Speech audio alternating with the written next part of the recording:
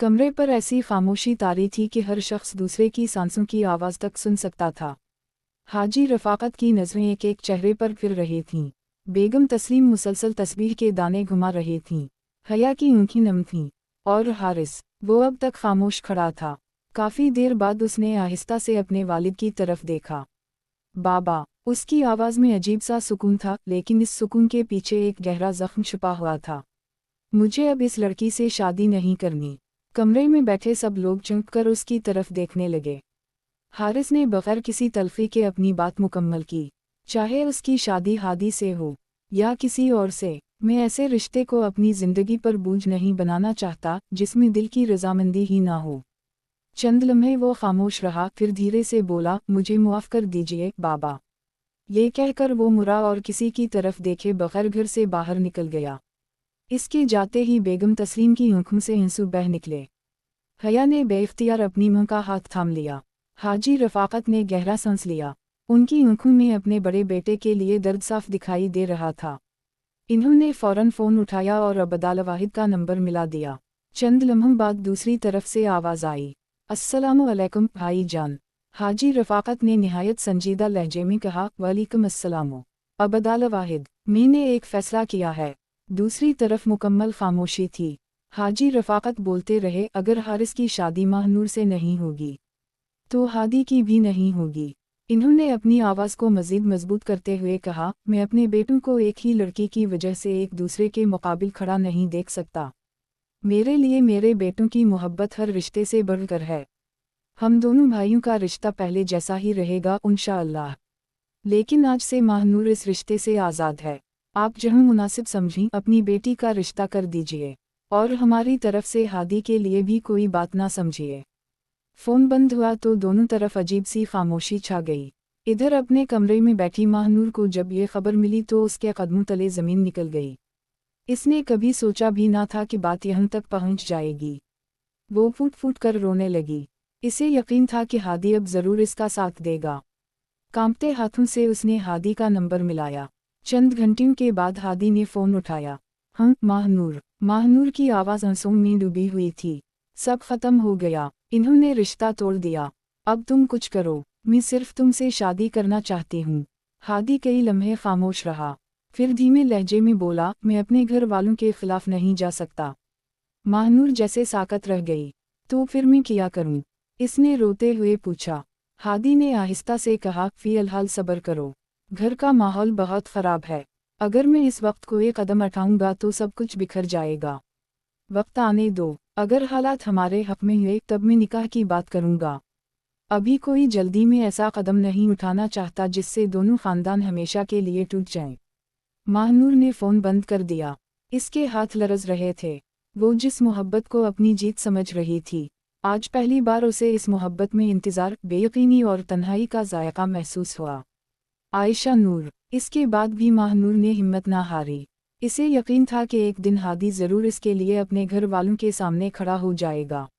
उसी उम्मीद के सहारे वो बार बार उसे फ़ोन करती, कभी दिन में, कभी रात गए, और कभी किसी मामूली बहाने से।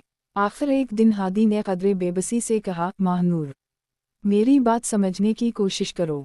मैं अभी अपने बड़े भाई का मोहताज हूँ। मैं खुद नहीं कमाता, मेरी हर ज़रूरत हारिस भाई पूरी करते हैं। मैं इस वक्त घर वालों के खिलाफ जाकर कोई फ़ैसला नहीं कर सकता। महानूर की आँखें भर आईं। तो क्या मैं सारी उम्र इंतज़ार करती रहूं? हादी ने आहिस्ता से जवाब दिया, मैंने तुमसे इंतज़ार करने को कहा है। अभी वक्त हमारे हक में नहीं।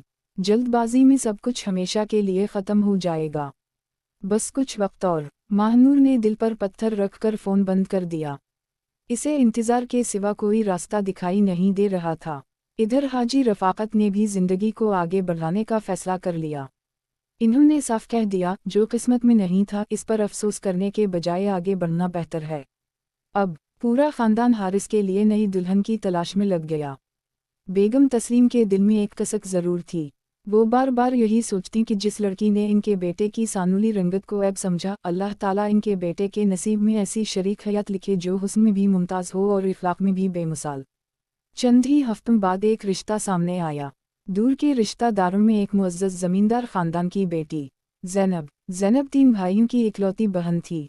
देहात के खुशहाल और बावकार घराने में पली बढ़ी थी, मगर दौलत ने इसके मिजाज में ज़र्रा भर गुरूर पैदा नहीं किया था। सादगी इसका ज़ेवर थी, हया इसकी पहचान थी, और अदब इसकी शख्सियत का सबसे खूबसूरत पहलू। इसके चेहरे पर ऐसी मासूमियत थी जो पहली ही मुलाकात में दिल मुँह लेती थी। गोरी रंगत, बड़ी बड़ी आँखें, नरम लहजा और हर बड़े के सामने झपकी हुई नज़रें। वो वाकई हुस्न और किरदार का हसीन इम्तिजाज थी। जब बेगम तस्लीम ने उसे पहली बार देखा तो बेख्तियार उनकी ज़बान से निकला, माशा अल्लाह। अल्लाह ने उसे हुस्न की बेपनाह दौलत से नवाजा है। हाजी रफ़ाकत ने भी दिल ही दिल में अल्लाह का शुक्र अदा किया। इधर ज़ैनब के वालिदैन ने जब हारिस के किरदार, दियानतदारी और ज़िम्मेदारी के बारे में सुना तो बग़ैर किसी तरद्दुद के रिश्ते के लिए रज़ामंदी ज़ाहिर कर दी। यूं दोनों ख़ानदानों ने मशवरे से सिर्फ 2 माह बाद निकाह की तारीख मुकर्रर कर दी। वक्त जैसे पर लगा कर उड़ गया। देखते ही देखते शादी का दिन आ पहुंचा। पूरा घर रोशनियों से जगमगा रहा था, हर तरफ खुशियों की रौनक थी। निकाह निहायत खैर व बरकत से अंजाम पाया। रुखसती के वक्त ज़ैनब के तीनों भाई अपनी इकलौती बहन को दुआओं और रसूम के साथ रुखसत कर रहे थे। अपनी हैसियत के मुताबिक इन्होंने बहन को बेअंदाज़ा जहीज़ दिया। इतना सामान आया कि घर के कई कमरों में उसे तरतीब देना पड़ा। लेकिन बेगम तस्लीम के लिए असल खुशी जहीज़ की कसरत नहीं थी। वो बार बार ज़ैनब को देखती थीं, जिसके आने से गोया घर में चांदनी हो गई। हया तो चंद ही घंटों में इसकी दीवानी हो गई। भाभी, उसने मुस्कुराते हुए कहा, आप तो हमारे घर में खुशियाँ लेकर आए हैं। ज़ैनब ने शर्मा कर नज़रें झुका लीं। हारिस ने एक नज़र अपनी नई ज़िंदगी की साथी को देखा। उसके दिल में पहली बार ये एहसास जागा कि शायद अल्लाह ताला ने जो चीज़ इंसान से ले ली हो, इसके बदले में वो इससे कहीं बेहतर अता करने का फ़ैसला पहले ही कर चुका होता है। आयशा नूर। ज़ैनब को इस घर में आए अभी चंद ही हफ्ते हुए थे, मगर यूं महसूस होता था जैसे वो बरसों से इस ख़ानदान का हिस्सा हो। इसकी नरम गफ़तारी, बड़ों का अदब, छोटों से मोहब्बत और हर काम को खामोशी से संभाल लेने की आदत ने देखते ही देखते सबके दिल जीत लिए थे। बेगम तस्लीम अक्सर फ़ख्र से कहती, अल्लाह ने हमें बेटी नहीं, रहमत भेजी है। हया तो हर वक्त अपनी भाभी के साथ लगी रहती, कभी किचन में, कभी लॉन में, कभी रात गए एक ही बिस्तर पर लेटकर घंटों बातें करती। ज़ैनब भी उसे अपनी छोटी बहन से बढ़कर चाहने लगी थी। हारिस भी ज़ैनब से बेहद मुतासिर था। हर गुज़रते दिन के साथ वो इसकी सादगी, हयादारी और खुलूस का मज़ीद कायल होता जा रहा था। इसे एहसास होने लगा था कि अल्लाह ने इसके नसीब में वाकई एक बहुत खूबसूरत इंसान लिखा है। लेकिन उसके दिल में एक खौफ अभी तक जिंदा था। माहनूर के अल्फाज, वो तल्ख जुमले, जिनमें इसके सानुला रंग को हकारत से देखा गया था, आज भी उसके दिल पर ताज़ा ज़ख्म की तरह मौजूद थे। उसी लिए वो ज़ैनब से मोहब्बत तो करता था, मगर इस मोहब्बत का इजहार ना कर पाता। वो इसका ख्याल रखता, इसकी हर ज़रूरत पूरी करता। बाजार जाता तो इसकी पसंद की चीज़ ले आता। अगर वो बीमार होती तो रात भर जागता, लेकिन कभी इसकी आँखों में देखकर ये ना कह सका, ज़ैनब, मैं तुम्हें चाहता हूँ। ज़ैनब कभी कभी खामोशी से उसकी तरफ देखती रहती। वो महसूस करती थी कि हारिस इसका ख्याल तो बहुत रखता है, मगर जैसे दोनों के दरमियान एक अनदेखी दीवार खड़ी हो। वो दिल ही दिल में चाहती थी कि एक दिन इसका शौहर उसे सिर्फ जिम्मेदारी नहीं, बल्कि मोहब्बत के हक से भी पुकारे। मगर वो सब्र करने वाली लड़की थी। इसने कभी शिकवा ना किया, सिर्फ खामोशी से इंतज़ार करती रही। दूसरी तरफ माहनूर अभी तक हादी के सहारे जीने की कोशिश कर रही थी। दोनों की फ़ोन पर बातें अब मामूल बन चुकी थीं। हादी इससे हंसी मजाक भी करता, दिन भर की बातें सुनाता, कभी घंटों फ़ोन पर मसरूफ़ रहते। हादी को चाहे जाने के नशे ने माहनूर का असीर कर दिया था, मगर जैसे ही माहनूर शादी का जिक्र छेड़ती, हादी फ़ौरन बात बदल देता। अभी नहीं, फ़िलहाल इस मौजू पर बात ना करो, वक्त आने दो। माहनूर हर बार खामोश हो जाती। वो इन्हीं चंद लफ्ज़ों पर अपनी उम्मीद जिंदा रखे हुए थी। वक्त अपनी रफ्तार से गुजर रहा था। ऐसा लगने लगा था कि शायद अब जिंदगी दोबारा मामूल पर आ रही है। मगर तकदीर। एक शाम हाजी रफ़ाकत और बेगम तस्लीम एक अजीज़ की इयादत के लिए दूसरे शहर जा रहे थे। घर से निकलते वक्त बेगम तस्लीम ने हसबे आदत हया का माथा चूमा। ज़्यादा देर नहीं लगेगी बेटा। हया ने हंसकर कहा, अम्मी जल्दी वापस आ जाएगा। किसी को क्या खबर थी, ये उनकी आखिरी मुलाकात थी। रात तकरीबन 10 बजे घर की घंटी बजी। हारिस ने दरवाज़ा खोला। सामने 2 पुलिस एहलकार खड़े थे। उनके चेहरों की संजीदगी ने हारिस के दिल में अजीब सा खौफ पैदा कर दिया। आप हाजी रफ़ाकत साहब के बेटे हैं। हारिस ने इस बात में सर हिलाया। अगले ही लम्हे जो अल्फाज इसके कानों में पड़े, इन्होंने उसकी पूरी दुनिया बदल दी। उनकी गाड़ी का शदीद हादसा हुआ है। हमें अफसोस है, वो दोनों इस हादसे में जम बहक हो गए हैं। हारिस के हाथ से दरवाजे का पट छूट गया। इसके होंठ हिले, मगर आवाज़ ना निकल सकी। ज़ैनब ने दौड़कर उसे संभाला। किया हवा, मगर हारिस जैसे सुनने की क़ुव्वत भी खो बैठा था। जब ये खबर घर के अंदर पहुंची तो क़यामत बर्पा हो गई। हया की दिल खराश चीख पूरे घर में गूंज उठी। अम्मी, बाबा! वो दीवानों की तरह दरवाजे की तरफ भागी। झूठ है, ये सब झूठ है। मेरे अम्मी अब्बू मुझे छोड़कर नहीं जा सकते। वो बार बार ज़मीन पर गिरती, अपना सर पीटती और बेतहाशा रोती रही। ज़ैनब ने उसे सीने से लगाने की कोशिश की, मगर हया जैसे होश व हवास खो बैठी थी। वो हर आने वाले से एक ही सवाल करती, मेरे अम्मी अब्बू कहाँ हैं? और जब कोई जवाब ना दे पाता तो उसकी चीखें पहले से ज़्यादा बुलंद हो जातीं। हारिस अपनी ज़िंदगी में पहली बार खुद को इतना बेबस महसूस कर रहा था। एक ही लम्हे में वो सिर्फ बड़ा बेटा नहीं रहा था, बल्कि पूरे घर का बाप बन चुका था। और इसे अभी ये भी मालूम ना था कि इस आजमाइश के बाद इस ख़ानदान की ज़िंदगी कभी पहले जैसी नहीं रहने वाली। आयशा नूर, हाजी रफ़ाकत और बेगम तस्लीम की तदफीन के बाद वो वसी व अरीज़ घर, जो कभी हंसी और रौनकों से आबाद रहता था, अब अजीब सी वीरानी ओढ़े खड़ा था। हर कमरे में उनकी यादें सांस ले रही थीं। हर चीज़ इन्हें याद दिला रही थी।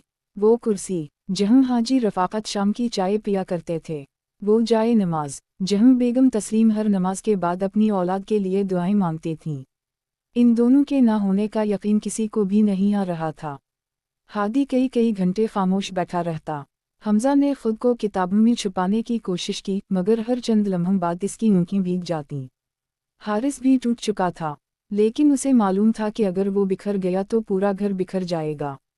उसने अपने आंसू ज़ब्त कर लिए। जनाजे से लेकर तज़ियत तक हर जिम्मेदारी उसने खामोशी से अपने कंधों पर उठा ली। ज़ैनब हर कदम पर इसका साथ दे रही थी। वो आने वाले मेहमानों की खिदमत करती, हया को संभालती, हादी और हमज़ा का ख्याल रखती, फिर रात गए थके हुए हारिस के लिए चाय बनाकर ले आती और इसका हाथ हाथों में लेके हल्के से थपकती और तसल्ली देती। इसने इस घर की बहू होने का हक़ पूरी दियानतदारी से अदा किया। लेकिन हया, वो इस सदमे को कबूल ही नहीं कर पा रही थी। वो घंटों एक ही जगह बैठी रहती। कभी अम्मी के कमरे में जाकर उनके कपड़े सीने से लगा लेती, कभी अब्बू की ऐनक हाथ में लेकर ज़ारो कतार रोने लगती। कई बार ऐसा होता कि खाने की प्लेट इसके सामने रख दी जाती, मगर वो उसकी तरफ देखती तक नहीं। ज़ैनब बड़ी मोहब्बत से नवाला तोड़कर इसके मुंह तक ले जाती। हया, सिर्फ 2 लुक़मे खा लो। हया खामोशी से उसकी तरफ देखती, आंखों से आंसू बहने लगते और फिर बमुश्किल 2-4 नवाले खा लेती। इसके बाद फिर वही खामोशी, वही खाली नज़रें, वही टूटा हुआ वजूद। इस रात पहली बार हारिस भी अपनी हिम्मत हार गया। तमाम लोग सो चुके थे। ज़ैनब कमरे में जाए नमाज तह कर रही थी कि अचानक उसे अपने पीछे कदमों की आहट सुनाई दी। वो पलटी ही थी कि हारिस ने आहिस्तगी से उसका हाथ थाम लिया। इसकी गिरफ्त कांप रही थी। अगले ही लम्हे उसने अपना सर ज़ैनब के कंधे पर रख दिया और बरसों का मजबूत इंसान बच्चों की तरह फूट फूट कर रोने लगा। ज़ैनब, उसकी आवाज़ रनत गई। मैं बहुत अकेला हो गया हूँ। मेरे बाबा मेरी छाँव थे, और अम्मी मेरी सबसे बड़ी ढारस। आज लग रहा है जैसे मेरे सर से पूरा आसमान उठ गया हो।